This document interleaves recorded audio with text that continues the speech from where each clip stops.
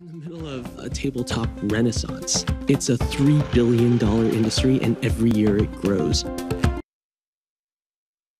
So we don't have movie theaters like we did before, but a new film is streaming this week on iTunes and video on demand. It's called Gamemaster. It's about the board game industry and an idea developed into a game and then mass produced. And you're thinking, well, yeah, you got your Monopolies out there. You got your Stratego. You ever play Stratego, Tom?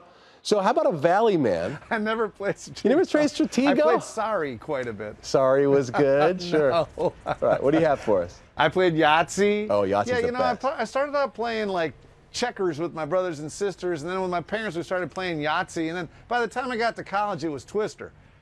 But I don't think Twister's a game, a board game. But yeah, so there's this really cool documentary coming out called Gamemaster. And look who I have with me, Charlie Bink, a Desert Vista guy who's actually in the documentary. Charlie, when it comes to board games and creating board games, how did this all start for you? I've just been a hugely passionate about board games for years and years. I also am an artist and graphic designer.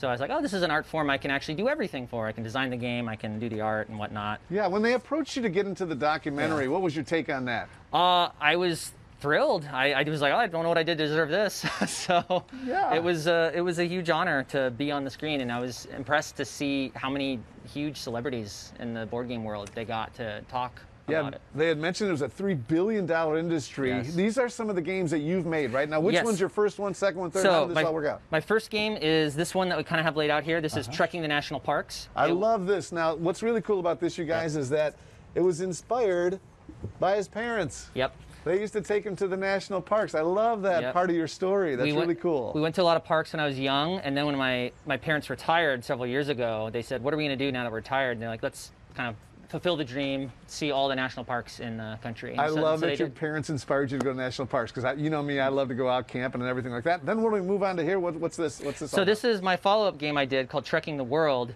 Sort of a sequel to this game, except it's about visiting all the amazing places in the world. You know, you see the pyramids of Egypt, you go to the Colosseum in Rome. Yeah. Sort of a bigger look at the world. Than yeah, sure. Trekking. And then what's this one? And this one is a trivia game. Can never have enough trivia. Huh, yeah, Charlie? yeah.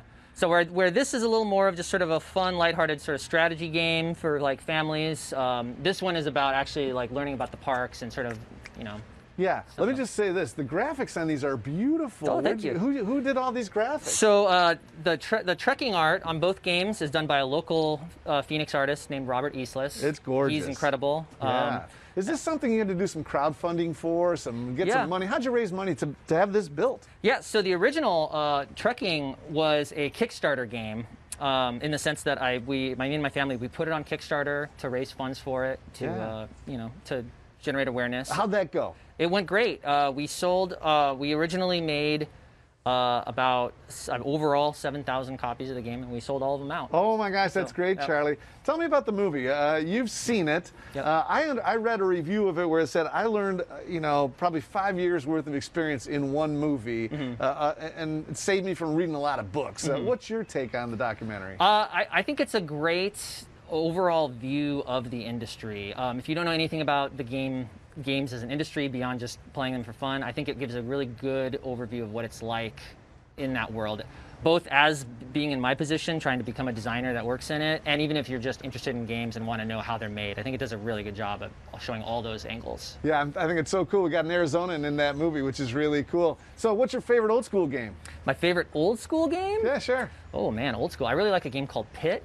It's Pit. like the trading pit. It's been around since like 100 years. I've you never just heard of trade that commodities real fast, like until the buzzer goes. Yeah, I was thinking more like Monopoly, Charlie, to be honest with you. I don't know. It's about as old as Monopoly, believe it or not. He's a smart I've never heard guy. of Pit, but I'll have to look Check it it up. out. Yeah. What about Operation? Yeah, so Remember cool. that? Charlie, thanks for sharing this with us. Absolutely. Yeah, Operation was tricky. Wrenched ankle. Yeah, Sorry was the one you could always hit that bubble and have Sorry that was good. thing pop up the things. Yeah, it's pretty fun stuff. Pretty cool, huh, guys?